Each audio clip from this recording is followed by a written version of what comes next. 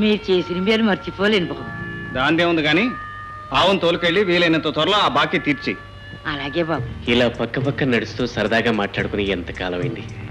ఇలా మాట్లాడుకోవడం సరదాగా ఉన్నప్పుడు ఇక్కడే ఉండిపోవచ్చుగా. నాకు ఉండిపోవాలని ఉంది తులసి. మన భవిష్యత్తు బంగారం చేసుకోవాలంటే నేను వెళ్ళటం అవసరం. చదువు పూర్తి చేసుకుని ఉద్యోగం సంపాదించుకుని మన బ్రతుకును పండించుకుందాం. మీరు ఇంకా ఎన్నాళ్ళు ఉంటున్నారు? రేపే నా ప్రయాణం. రేపేనా? అవును, లేకపోతే మనం కన్న కలలన్నీ కలలైపోతాయి. వద్దు మోహన్, నా కోసం నీ చదువు పాడు చేసుకోవద్దు. కలిసే కాలం వచ్చినప్పుడే కలుద్దాం. అది ఎంతో దూరంలో లేదు. మోహన్. చెల్లెమ్మా, చెల్లెమ్మా, వస్తున్నానన్నయ్య. నీకోసం ఏం తెచ్చానో చెప్పుకో చూద్దాం. వస్తుంది పొలం నుంచి కాదు గనక పూలయ్యుండవు. మిఠాయి. మిఠాయి తినడానికి నువ్వేమన్నా చిన్న పాపాయవా?